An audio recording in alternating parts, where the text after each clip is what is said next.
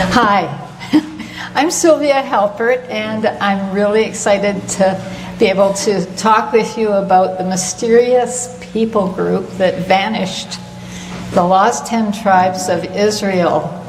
And I don't know how I should wait for people to sit down or just start in.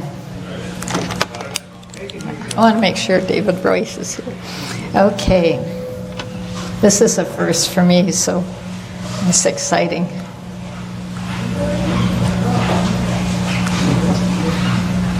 Okay, the mystery of the lost 10 tribes of Israel. As I'm going through this, I want you to really open your minds to the possibility that these events that I'm talking about might relate to your ancestors. Okay, the lost 10 tribes were a whole people group, a powerful kingdom that was under King Saul, then King David, and then his son Solomon. And they were a strong kingdom until they split apart. And they have been apart for 2,700 years, and very close to God's heart is to get them back together again. That's before we start into the history of that. Let's back up and take a run through some very important points in the creation of the world, and then the flood, and then the Tower of Babel. And we'll try and go fast so we can get up to the history, but it's good to know these things in the background. The book of Genesis covers about 2,300 years of history and a lot of concepts and key players in this whole story that's unfolding. And if you haven't read the Bible, you might want to just read Genesis and try and get that down so you'll have a leg up on most people.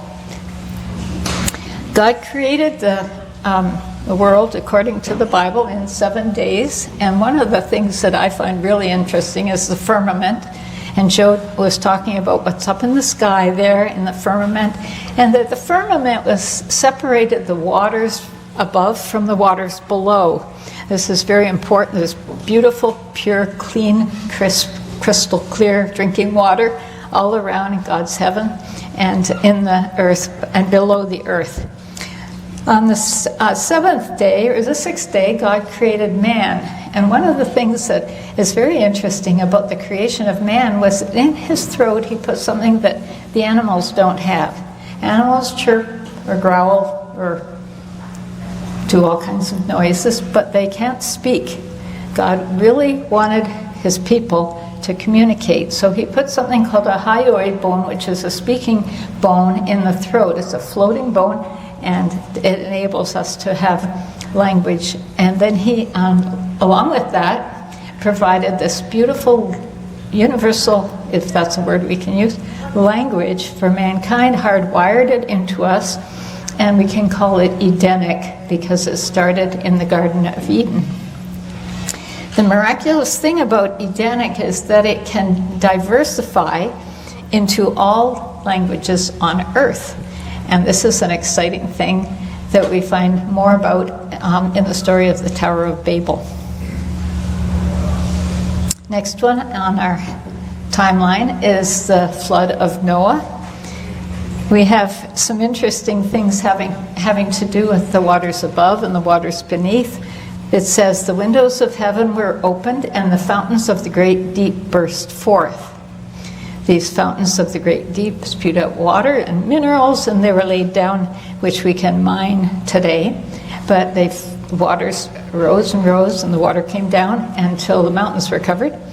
And that's the whole story of that. But a man named Rafael Garcia, he calls himself Fake Flip on YouTube, and you must check him out because I came across him one day and I said, oh, he's got the explanation for the tides. Well, Joe had some about the tides, but he says that these fountains of the great deep are still in existence and that they spew out, many of them spew out fresh water. And that the water comes out in such volume that it rises as the tides, and then it goes back down again through big whirlpools and holes in the earth into the abyss to be recycled. So all the salinization that's increasing because of the salt that was laid down in the big salt flats under the ocean, as well as like in Utah, this water is making it too salty for life to continue, and so God washes it down and sends more fresh water. Isn't that cool? I thought it was cool. So watch for his book. He's using the name Fake Flip. The title in English is Leonardo da Vinci, and Leonardo da Vinci apparently knew about this, and the truth about the tides. And he has written it in Portuguese, and he sent me a PDF, and I was having so much fun reading it before I came here. I wrote a little book based on what he has discovered called The Secrets of the Tide, and I have it back there at my table. Next stop is the Tower of Babel, and I have a book here by the man who discovered Edenic, this universal hardwired into our brain language for everybody. His name is Isaac Moseson, and he has written an amazing book called The Origin of the Speeches, in which he describes how the language of Edenic was devolved at the Tower of Babel. You know how God scattered the people. Well, they each took their language with them and formed a new nation. But he didn't just do it randomly. It wasn't gibberish. It was done by three of them several ways. You can maybe imagine how this happened. He used vowel shifts. When my kids were younger, they used to say, "I like to eat apples and bananas." And I said, and then they'd say, "Well, let's change it. We'll practice our vowels." So you say it with A late to eat fresh apples and bananas. And then they said, "Well, let's do it with an E leek to eat fresh apples and bananas," and loke to oat. So you can see what happens when you shift the vowels. You can't tell what they're saying. But then added to that was something called, in linguistics, called metathesis. And it's basically dyslexia. Can somebody tell me what dyslexia is, just real basically? Yeah, flipping letters. For example, you could ask a question, but then when we moved down south, we heard people say "ax" a question, so the S and K were flipped. At the Tower of Babel, words like earth, or in Edenic or Proto-Pure Hebrew, eretz, were flipped completely. So you have terra. Can you see it there, how earth could be said backwards? Terra? That would be the French. I just put down Halpert to Halpert. My name is Halpert. When my husband's grandfather came across from Poland, he spoke his words with a guttural H, Halpert. So half of the family thought they were Galperts, and half the family thought they were Halperts, and they called each other a little later and said, "How do you spell the name?" And they said, "Well, we registered the kids as Galpert in school." And they said, no, we're going to be Halperts. Well, you can see how down in your throat there's the H sound, and the K and the G. These are guttural sounds. They could all exchange, and this is what happened to a lot of the words. Okay, the lost 10 tribes of Israel are awakening. In my opinion, the awakening to flat earth and awakening to a lot of things that are going on simultaneously are all under the umbrella of the awakening of the lost 10 tribes. This is really, really an important and overlooked prophecy, probably the most important prophecy in the Bible. It's important to God. He says he wants to do this with all his heart and soul. I don't know anything else that God does with all his heart and soul, but this he really wants to happen. And that's these two parts of the kingdom. He wants to have them come back. It says in Isaiah 11, he shall assemble the outcasts of Israel from the four corners of the earth. And then it was important to Jesus. He told parables all focused on lost objects. Did you ever notice that? The lost coin, the lost sheep, and then the big one was the lost prodigal son.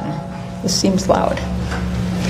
And the prodigal son story is very much related to the lost tribes Jesus said, I am sent to the lost sheep of the house of Israel. And he told his disciples, go to the lost sheep of the house of Israel. Seemed like he was launching a return for these lost people. These are not Jews. These are different tribes. We'll come to that.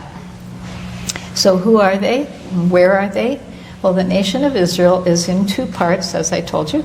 The north was the north called the house of Israel because most of the population was there. There were 10 tribes. In the south was the house of Judah, and these became the modern-day Jews. Do you see where we put David on the map there? David Weiss, Judah, and Israel. Judah is the Jews. These are some synagogues. And the west is where the 10 tribes of Israel went. Many of them went to Christianity, the Christian nations at least. Why does this matter? Well, according to the Bible, the restoration of the lost 10 tribes, these are called the Joseph tribes because Joseph's sons Ephraim and Manasseh were ruling up there. The Joseph tribes, the return of the Joseph tribes will come before the healing of the whole world. The Jews have returned to the land, many of them, and reinstated the kingdom there, but that's just their tribe. The Jews and the 10 tribes or Joes will awaken first and be together before the rest of the world gets healed. This is why it's important that we know this and do what we're supposed to be doing if we're a part of this. So the Jews and Joes come first, and then the world will be saved. So who were the founding fathers of the nation of Israel? 3 founding fathers, 3 great men were given 3 great promises. The 3 men, can anybody tell me? Well, they're here. They're in alphabetical order, right? Abraham, Isaac, and Jacob. We had in Sunday school, how many went to Sunday school? Did you ever hear the song, Father Abraham had many sons had Father Abraham, and I am one of them, and so are you, so let's just praise the Lord. Father, thank you. He said, Abraham, follow me, and in Hebrew it's lek lekah. If you know a little bit of Hebrew, it means walk, like walk for yourself, Abraham. So he had to leave his family and walk for his, I think we know about that as flat earthers. We know what it's like to go by yourself. And I will make you a great nation. I will bless you. He's going to get blessings and money and prosperity and power poured on him. And I will make you a blessing so you can be a blessing to everybody else on the earth. And at one point he says, every family in the earth. This is an amazing thing to me when I saw every family. So every family on the earth is going to be touched by this man. Okay? Isaac, his son, came along and he said the same thing to Isaac in different ways. This is going to be your land where you are. He actually told Abraham the dimensions of the land, but we'll come to that in a second. Isaac had the same promises, and then his son Jacob had the same promises. Jacob would become very famous. Does anybody know what this is?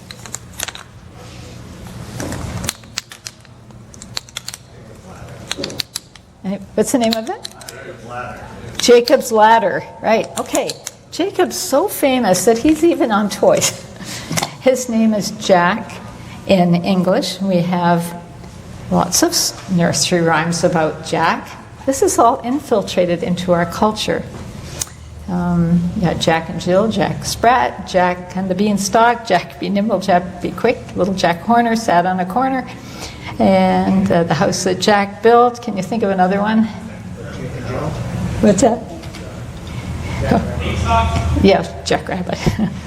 The house that Jack built. And then we have the Hebrew version of Jacob is Yaakov, and we put an N in there because the Western English has trouble with the Yaakov, 2 A's together, so we put an N, nasalize it, and say Yank.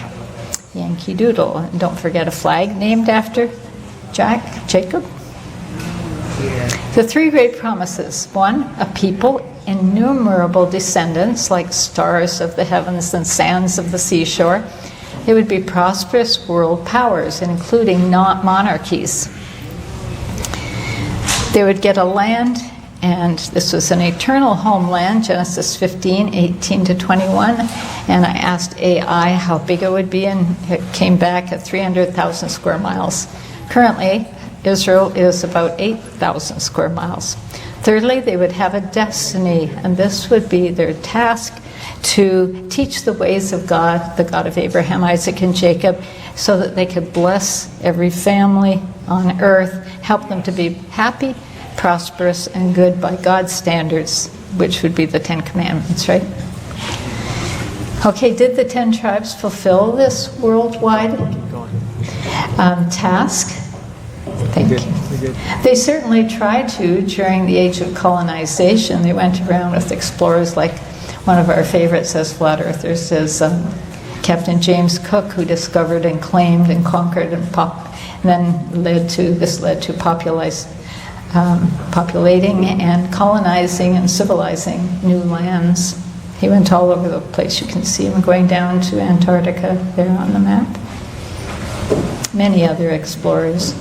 Concurrent with the exploration time and following it was the missionary era.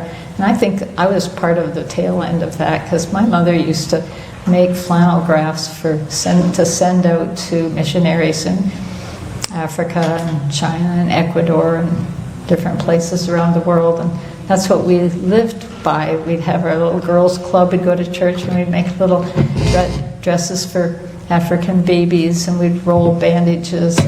They sent these off, and so missionaries, and there's a picture of one. If you've never heard of David Livingstone, you owe it to yourself to find out about him and maybe get a kid's book on how he was attacked by a lion. He was an explorer and a missionary, and his big thing was to open trade routes. He thought that would civilize people, to have people from all over the world coming and helping to civilize. So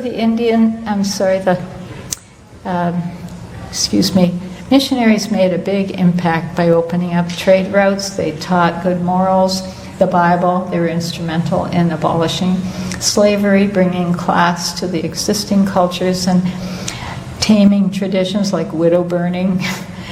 They fought for women's and children's rights. They reformed labor laws, curtailed drunkenness, educated and set up schools and charitable organizations, provided food, taught agriculture, gave medical aid, clinics, hospitals, sanitation, cleanliness, and latrines. They dominated the cultures using righteous means and taught citizens to govern themselves with justice, according to the biblical standard of justice, and established local governments, courts, set up frameworks for civil society, in other words, and taught them to be independent. My aunt and uncle were missionaries in the Congo for 20 years, and they had dental clinics, they had medical clinics.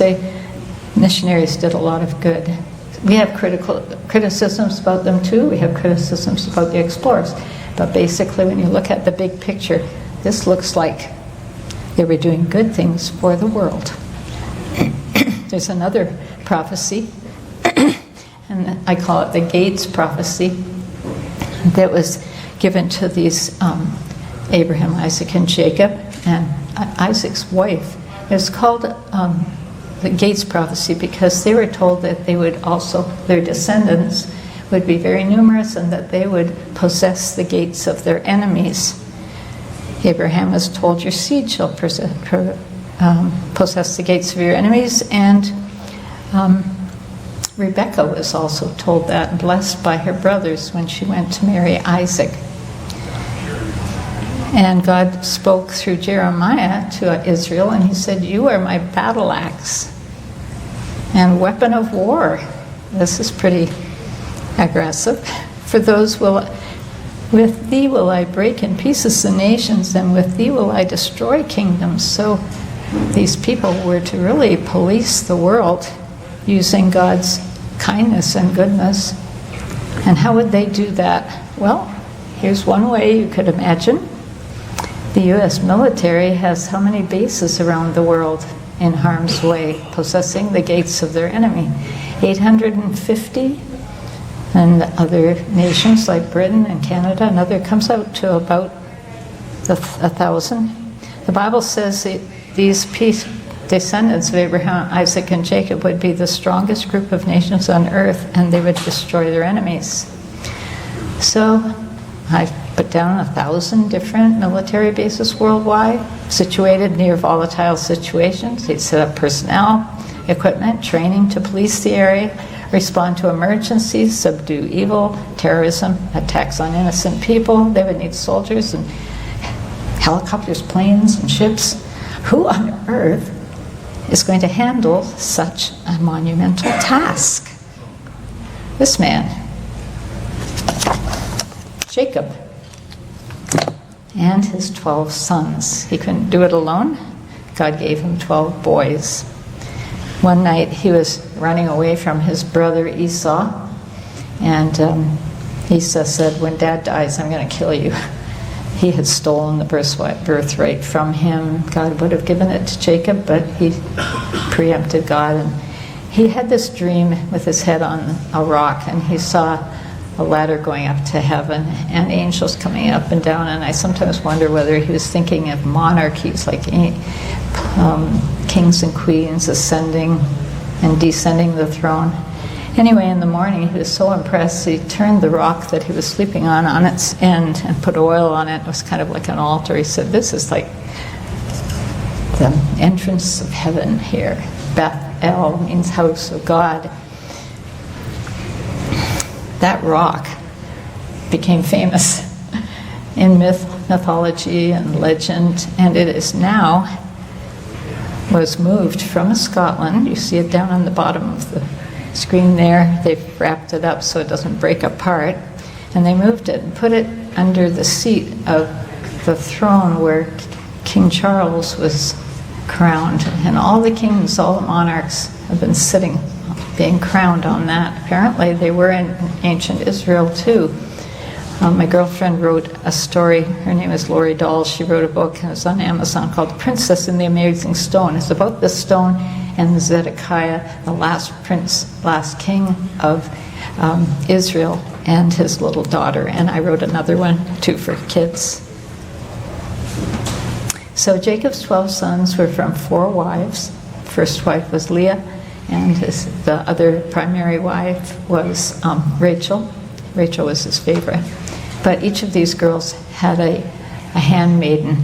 And in ancient times, when women were barren, they would give their handmaiden to their husband as kind of a concubine or secondary wife, so she could bear children to add to the family. And so these are 6 sons from Leah, and her maid Zilpah had 2, and then Rachel had 2 boys, one of whom was Joseph, the very famous one, and Bilhah had 2. These can be identified where they are currently on earth by looking in Genesis 49, Deuteronomy 33, and Numbers 24. As you read these qualities about these men, you realize the lost 10 tribes are not hiding out in some jungle in New Guinea. They are very powerful, and they can be identified, actual nations. Here's Jacob with his hand on the head of one of the boys, and these are his boys. Reuben was the eldest. He should have received the role of the eldest big brother, the prince of the family, but he disqualified himself by his behavior. His dad said, "You can't be." And he was also known for his desire to be the big brother, the best at everything, and he was, emphasized classiness, but he was unstable. And his father said, "You can't be the family prince." And his sons can be identified as the clans who founded France, the Rouari Franks. A lot of this material I got from a man named Yair Davidi. You'll really want to see what he has. I think I have a copy of his book, The Tribes, where each of these tribes ended up.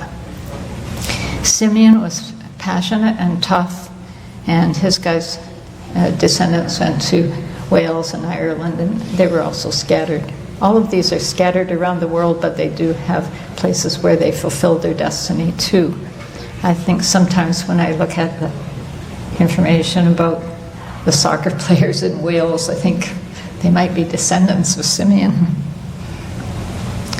Then the third one was Levi. He was dedicated to God, and he is a leader, a teacher, very musical.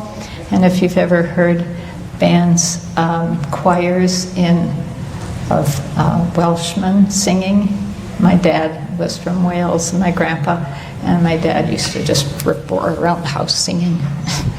But they, possibly he was descended from Levi. A lot of pastors were, I think, but a lot of rabbis can also trace their lineage back to the Cohens, which is the priestly part of Levi. Then there was Judah. Judah was finally the one that earned the right to be the national leader, and he became the Jewish people, along with little brother Benjamin. We'll get to him in the end. Then Issachar. Issachar was the observer of times. I think he was looking at the sky a lot, and some of his descendants went to Switzerland, where we get clocks, right? Watches. And Finland. Then Zebulun was seafaring, and he was located in Holland. I should go through these faster.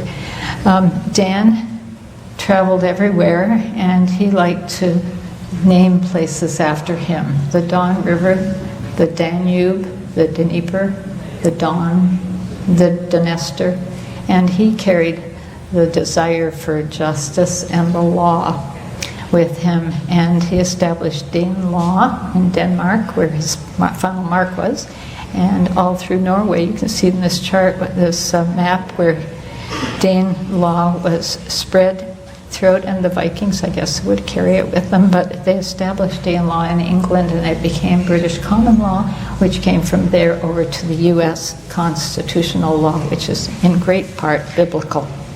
Naphtali was said to have beautiful children and wide open spaces, living and running free. They went to Norway. Gad was said to fight bravely, and his sons, one of whom was Sweden, or a name close to that, founded Sweden. Asher was a happy guy, and he was supposed to go to Ireland as one of the places, and the Irish eyes are smiling. Maybe that's why, because they're Asher people. I know Dan also went to Ireland. Then Joseph, almost the last, the best at the last, the greatest, was who had the coat of many colors, which was a royal coat for his clan. And we get all these kinds of coats of many colors if you have any ancestry from Scotland or Ireland or even England and Wales. You may have a family tartan. Go online, see. I found mine. Joseph did not have the title as a chieftain of one of the tribes, but he went through so much in his lifetime that he maintained his integrity, and God told Jacob, you're going to bless both of these boys, his sons, and get them the leadership. So Joseph kind of duplicated himself. So we ended up, instead of 12 tribes altogether, we have 13 really. Benjamin, he had a lot of left-handed guys. They had a whole regiment who could sling with their left hand. They were known for that. Total of 13 tribes, and we have 13 original colonies and 13 stripes in our flag, so that's kind of a clue. And there's Jeroboam. He's written a series of books, a lot of books, and he puts out a video almost every week. He's just passionate about this, and he tells you where your tribe went. There's Joseph in Egypt during a famine. The family of 70, Jacob's family, came to Egypt, and there they later became slaves under somebody who didn't know Joseph.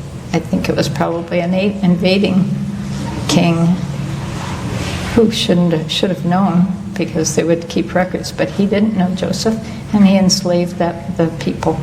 Joseph was long gone by there, and hundreds of years later they're being slaves. Moses came along, led them through the Red Sea, and under a full moon, and to freedom, not to be just willy-nilly anywhere in the desert. He took them to the mountain where, I just put that picture in because it's so dramatic. It looks like maybe Pharaoh's army is being drowned. Isn't that cool? And then Moses went up the mountain and got the 10 Commandments. This was the code of ethics that they were to live by and to help bless the whole world. Every family on earth needed to know this way of living, the correct way of living. After Moses died, Joshua took control, and he was the army guy who led them into the promised land. And the people who lived there were very wicked, and God had said, wait, until they finally fill up their wickedness to a certain point at which they are going to be kicked out of the land. And so here's the land divided up according to the different tribes. Manasseh, I see, has a really big orange section there, and the Jews of Judah are down and then in the south. Okay, they had the Judges era with Samuel and some other really good judges, some other wild times in that book of Judges. But they asked Samuel, could we have a king like everybody else? And he said, no, you don't want a king. He'll tax you, and he'll take your guys for the army. He'll have your girls working in the palace. And you want to keep those kids down on the farm. No, you don't want a king. And they said, oh, we really want a king. So he cried all night, God, they want a king. And God said, don't feel bad. It's not you they're resisting. It's their rebellion against me. Give them a king. So he gave them a man named Saul, who was a head and shoulders above everybody else, a nice army guy who was pretty humble at the beginning. And then he had to be replaced by David, and then David's son Solomon. At the end of Solomon's reign, he got into some bad stuff because he married a lot of foreign women who brought their gods to the land. And God spoke to a prophet and said, tell him he's losing the kingdom. So 10 of the tribes were defected, came to the next king, Solomon's boy, Rehoboam. And I've heard Jewish fathers say to their son, don't be a Rehoboam, don't be rebellious, listen to your elders. And they had a big split. North against the south. The south was the Jewish people of Judah and the dynasty of David, and they were faithful to God and to the calendar. And the north became Israel, these 10 tribes who rebelled against the dynasty of David.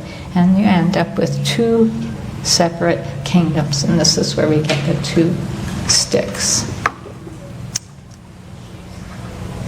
This was really a sad time. I mean, it must have been sad for God, because these are his chosen people. They're supposed to do all this wonderful stuff and be powerful. Now they're fractured in 2. But he always is the Redeemer. God is very famous for redeeming situations, and he took this and turned it into something powerful. The northern kingdom was under the Ephraimite guy, the son of Joseph, and his Ephraimite king was a man named Jeroboam.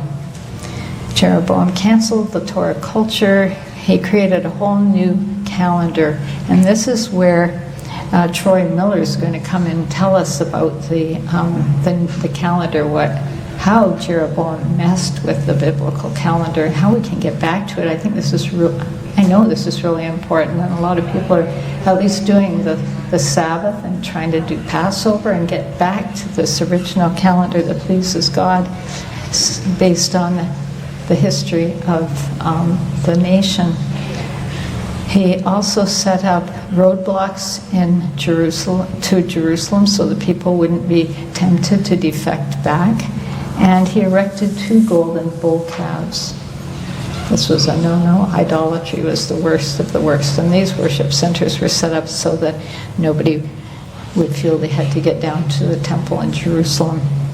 I didn't mention, before they had the temple in Jerusalem, they had a house of worship for God and a center for their government in the wilderness, and that was called the Mishkan, or the Tabernacle. And Andrew Hoy is going to be speaking in a few minutes. I've got a few more minutes to finish up, and he's going to tell us some specifics about the great discovery he made about the shape of the tabernacle. It's dome-shaped, like our world, and like our firmament. And Troy will be talking about the specifics about the calendars. So these are natural flows from this overview of 6,000 years. Thank you, God, for setting that up. It was so nice. So in the north, there are no righteous kings. Queen Jezebel and Ahab are famous for their witchcraft and idolatry and the Baal worship. And the prophet Elijah staged a challenge to the prophets of Baal, calf worship, and fire came down from heaven, if you remember that story.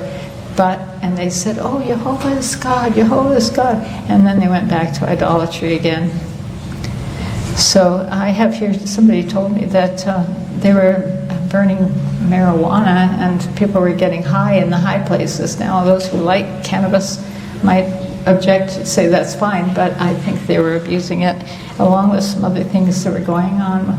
And they got into human sacrifice. So eventually God said, okay, out you go. If you defile the land, it will vomit you out as it vomited out the nations that were before you. God sent a succession of Assyrian kings who deported the people in stages. Tiglath-Pileser, then Shalmaneser, then Sargon and Sennacherib. And over the years, they're all taken, the biggest deportation in human history. 2 Kings 17 says the Lord rejected the house of Israel in the north and afflicted them and delivered them into the hand of spoilers until he had cast them out of his sight. For he tore Israel from the house of David, and they made Jeroboam, the son of Nebat, king. And Jeroboam drove Israel from following the Lord. They departed not from Jeroboam's sins until God removed them out of his sight. Okay, so everybody was carried off to the land of Assyria. There it is. They were taken. The biggest deportation. Some went by east across by land to Assyria, and some were taken by ships. And they went up, I think maybe my ancestors went up and worked in the Cornwall in the tin mines. It was awful. Assyrians were not nice people. In the 9th year of Hoshea, the king of Assyria took Samaria and carried as their capital, carried them away. The Assyrians, or the Israelites, were good archers, and they put them as a buffer around the Assyrian Empire so that they would, if they were attacked by their enemies, they'd have to get through the Israelites first. And so they did a good job. And they became known as the Scythians. So watch for that SK sound, Scythians, because these were the sons of Isaac. The sons of Isaac were known as the Saka, the Skutai, the Scythians, and the Iskuza, and other names. They were wonderful artisans, and I think that Andy would appreciate this as he tells us about the things they made for the tabernacle. These Scythians were the sons of Isaac, skillful artisans. This all took place in the area called the Caucasus Mountains. After a little while of being there, the Assyrian Empire became weak, and they took off through the Caucasus Mountains. Caucasian became the Caucasian people. There's a Behiston monument, a big relief that's carved in the mountainside of the 10 tribes of chieftains, and they were called by the Persians, the Elamites, and the Akkadians in 3 languages. They were called the Itzaku, the Saka, and the Gemeri, which is the name that Israel was given. The Romans later called the sons of Isaac the Saxons, and the Greeks were the first to call them the Scythians. They were captive for 100 years, and they multiplied as a great empire of Scythia, and then went into southern Russia. And here's a map showing that, always driven northwest.